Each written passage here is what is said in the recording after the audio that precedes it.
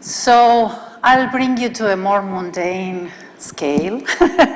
Sorry about that. So we are going to go away from atmospheric, solar, and stuff. The heart is just the size of your fist, sorry. So this size, like not kilometers, thousands kilometers, but just not even a meter, right? And so our velocities are meters per second, millimeters per second, and everything is much smaller than what has been discussed today. And this is actually our work on cardiac vorticity, trying to better understand health and disease. It's going to be a sort of a two-part talk where I will cover the more boring part, and then Honor from my lab will do the more exciting stuff that we have been working on. So it's like a to be continued TV show where hopefully I'll give you in a cliffhanger, and then at 2 p.m. we will resume with exciting results. All right, so this is the outline of my talk, motivation. I will focus on one particular heart disease, which is hypertrophic cardiomyopathy, just to focus on something in particular. I'm going to go to what we have available in the clinic to look at the heart, what are the imaging methods, why cardiac flows, why are they important, and what happens when we have a cardiac disease, and some of the models that we have been working on. All right, so maybe everybody knows that cardiovascular disease is the #1 killer in the world, more than cancer, more than anything else.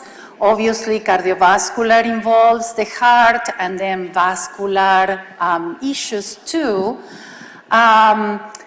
But then, you know, we want to understand what happens to help the patients. And so we all know from physics even, heart form and function are interlinked, right? So the way the heart contracts and expands during the cardiac cycle determines the flow inside the heart, but also the form of the heart itself will determine this flow as well. And so cardiac wall motion and blood flow are all together, and we will see why it's important to look at the blood flow or hemodynamics, as well as how exactly the heart contracts and expands. And the goal is to design better diagnostics first, but then also better treatments for people with heart disease that can go all the way from better drugs to surgical interventions, devices, etc. All right, so this is just the schematics to have, so in case you are not familiar on how the heart works, what happens inside the heart. Blue is the oxygenated blood that comes from the body. Red is oxygenated blood. And then the numbers is how the blood goes from one place in the heart to the other. So we start with 1, where the blood comes from the body, the oxygenated, goes into the right atrium, then through the valve to the right ventricle, and then from there to the lungs. And then comes back to the heart, to the left atrium, then to the left ventricle, and then to the body.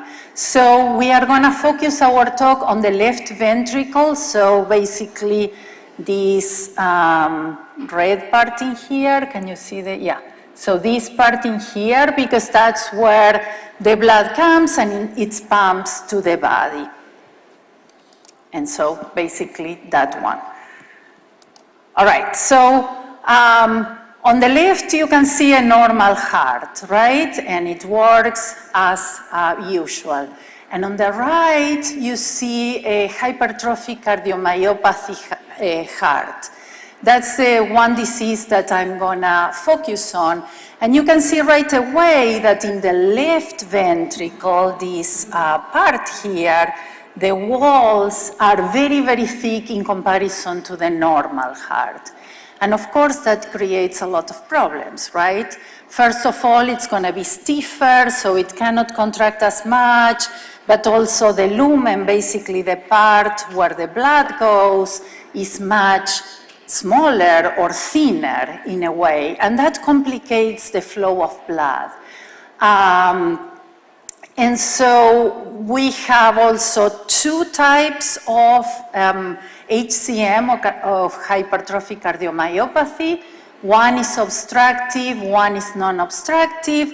Obstructive basically means that because here the wall is so thick, it interferes with the exit of the blood to the aorta. So you can see here, there's a clear path to the body, whereas in here, it's obstructed. And that creates lots of problems, symptoms for patients, and of course can lead to heart failure, right? Because at some point, the heart cannot continue to pump blood.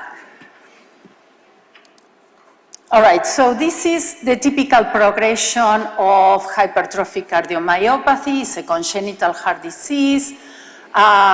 So many babies are born with almost nothing there, like the hearts look normal and stuff like that, and then it continues to progress. And at some point, there are symptoms. You can see that the heart walls are perhaps a little bit thicker, but most people will progress into a stable situation where, like, okay, the doctors control that everything is fine, but nothing really bad happens in their lifetime.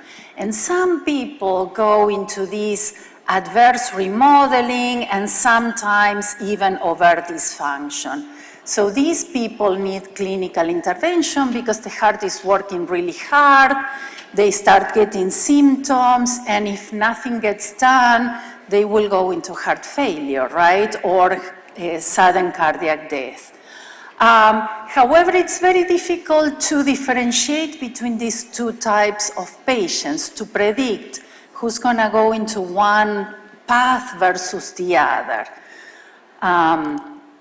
And there is super large interpatient variability in the sense that one patient is completely different from the other, so there are no like patterns or something that you can think. This thickness in the wall is not uniform. Some patients present it in one portion of the heart, some others in another portion. And like you can see stuff, but you cannot really predict. And so, you know, in the clinic, risk prediction is reliable. So what doctors end up doing is monitoring the patient over time. So these patients will go every 6 months to get an image of their hearts, and then the doctor will determine if it's stable, if it's progressing, and perhaps what to do. All right, so different from perhaps machines that we develop, right? The heart is just a mechanical pump, as you can imagine. It pumps blood. However, it's a biological pump, and so it can adapt as things change. And so there are biomechanics. The cells sense these biomechanics and can grow, can stop growing, can remodel. Remodel is changing not only the morphology, but the composition of the heart walls. And all these changes also the blood flow in the heart. So it's kind of a smart pump, right, biologically. And this obviously can lead into a detrimental cycle where you start perhaps with a change in the morphology of the heart, that increases blood pressure, increases therefore the work that the heart has to do to pump blood to the body, increases the wall thickness to be able to withstand that pressure, and increases the problems that the patient has, right? And so the problem is that we cannot really predict this that much. And again, it has to be followed over time by clinicians. So there are different medical modalities that clinicians use. And I'm just going to present some examples of them. I'm not going to go into the details. So the two most important ones are cardiac magnetic resonance, CMR, and echocardiography, which is basically ultrasound.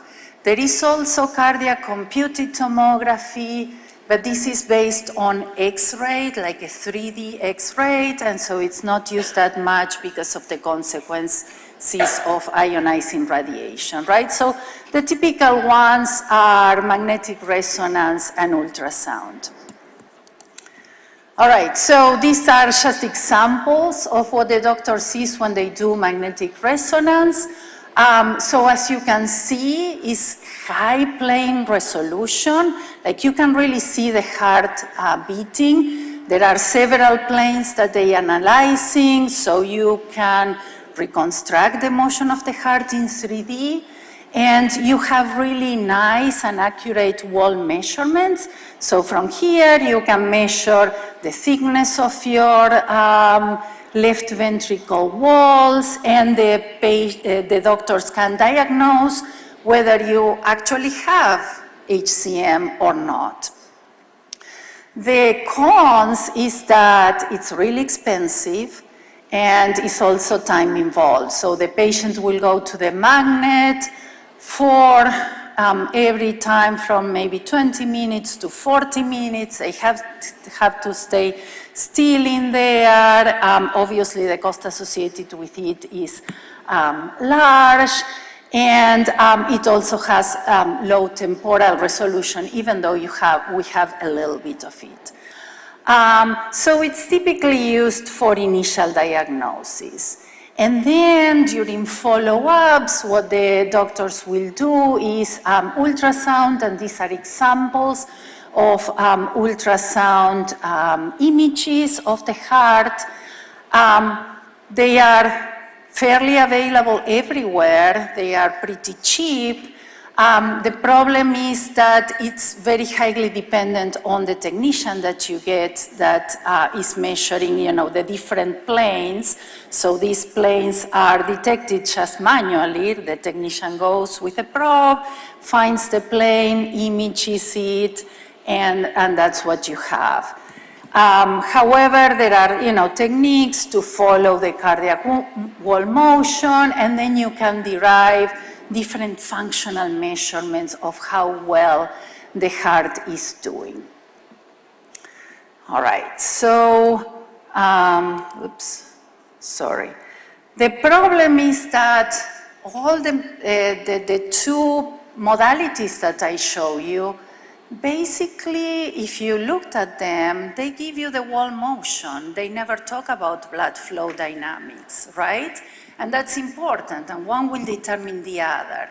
However, actually measuring blood flow is much more involved, and it's difficult to do. However, there is a lot of importance in doing that. And why? Because there are intricate blood flow patterns that determine how well the blood goes from the left atrium into the ventricle, and then how it mixes. And I will show you some examples a little bit later on, and Onur will give you many more. How the blood mixes and then how it exits the heart. It all has to do with energy, right? And how efficient the heart can pump this blood inside the heart and outside to the body. All right, so let's start again with the heart. During diastole, that's when the blood comes from the lungs into the left ventricle. The heart starts expanding, and there is a vortex ring that forms as the blood passes the mitral valve here into the left ventricle. So this is akin flow if you imagine that you have a little tube into a big chamber and you exit flow into a big chamber from a tube. What you will see is something like that, right? That's the tube, it's the flow going into the big tank, and there's a vortex ring that will form. And if you wait long enough, the vortex ring will start, and then it will propagate down. And that's how the sort of the blood inside the left ventricle goes there, forms the ring, propagates inside the left ventricle, and then it's ready to be exit back to the body. So in an ideal world, the flow that comes from the atria will have enough space to form these vortex rings that then will propagate through the entire ventricle and get ready to exit. This is super optimized through millions of years of evolution, so a normal heart will do a proper job at doing this. So what happens during disease? So on the right, we have the normal heart with the optimized condition, and then we can have, and I just put here two different possibilities in disease. One is if the heart is too small, this happens in HCM because the walls now are really thick, so the space that you have inside the cavity is small, so these vortices are trying to form but find the wall and they cannot form as big as otherwise would form. And that creates problems, right? And that was shown before in atmospheric flows. If you have a wall or something, it interferes with the creation of the vortex. And the other one is the heart is too big. This is dilated cardiomyopathy, and now there's a lot of space that it's not utilized as well as it should have been. All right, so now we want to understand this because it comes one-on-one with efficiency of the heart. And we have seen that in the clinic, the flow itself is not measured. There are ways of doing it. So we have for the flow MRI, and there are echo-PIV methods that are in development.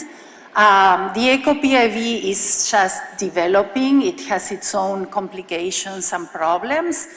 And for the flow, it's available, but again, it's very expensive, requires extra time for the patient to be under the magnet. So now the patient will have to be kind of an hour in the magnet, right, to get all these techniques. And it's not that easy. You can get claustrophobic.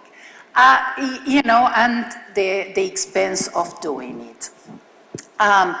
The other thing is that for the flow is better than nothing, but the accuracy is not that good. And we talked about that every patient is different, right? No two patients are the same. So we need an individualized way of looking at flow. And what we do is computational analysis. So basically, we take images, we reconstruct the 3D motion of the heart, the 3D first geometry, and then how the geometry changes over time. And then we create models of flow. All right, so this is what we end up with, and these are two examples that I will start showing, and then Onur will show better things about that. So the first one is HCM, but this is the non-obstructive one, and then this one is the obstructive one. So you can see here that the wall sort of comes in a lot in here, and so it sort of obstructs the path from the blood into the,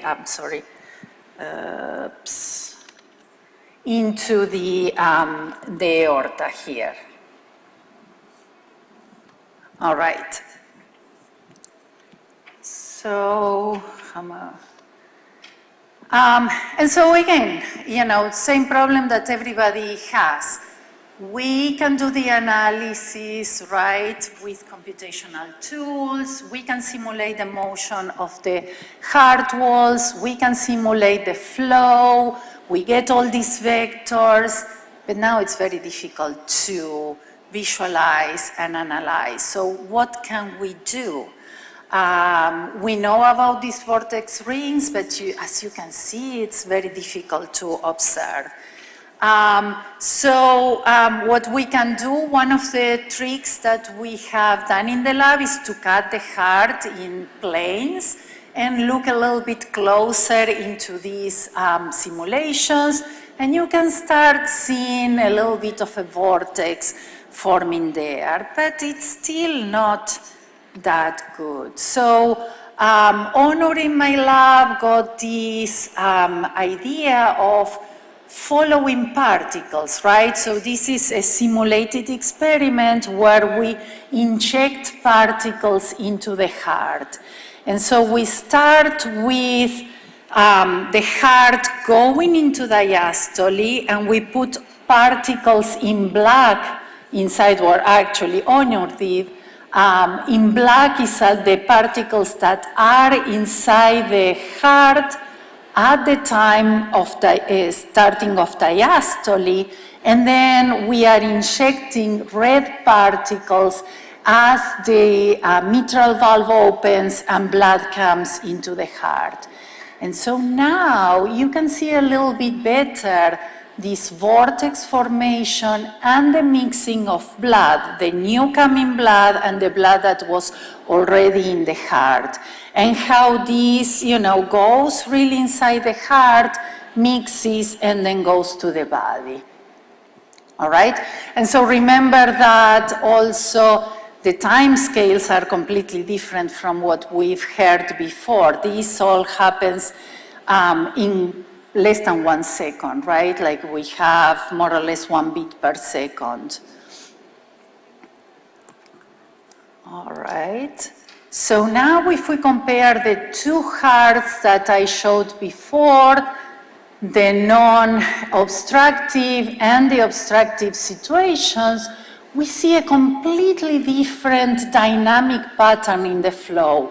In this case, even though this heart is not normal, it acts almost as normal, and it's stable and everything. So you can see the mixing of blood, and blood, and a really nice energy going out of the heart. Whereas if you look at this one, the blood is stuck in the apex of the heart, so in the lower part of the heart. The blood doesn't mix really good. There's no energy going in, like really inside of the heart, and this patient will, this is an indication that this patient has problems with these dynamics of blood. So the question is, well, can we do better than this? We want to, this is 3D and everything, but you can see that we are still missing lots of the details of what really happens with this blood in the heart. And so Onur will talk about other techniques that we have been using in the lab, including Vortex, to try to visualize better these dynamics of blood flow within the heart. Okay. So just on time, yeah. I hope that I have convinced you that even though this is more mundane than atmospheric and solar stuff, it's still very important for patients and for regular people. And really looking at vortexes in the heart can help patients get better diagnosis and better treatments.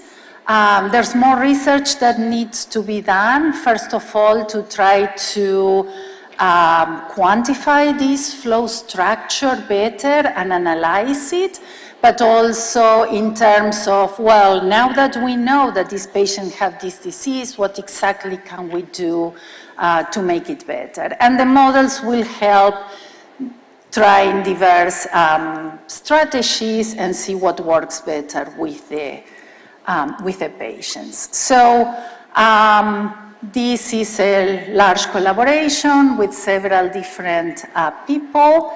From OHSU, this is where I come from, UCSF, and more recently UTA for looking at the LUTEX structure. And as I mentioned, Onur is going to be showing this afternoon at 2 p.m. the more exciting work that we have on this vortex formation in the heart. And with that, thank you.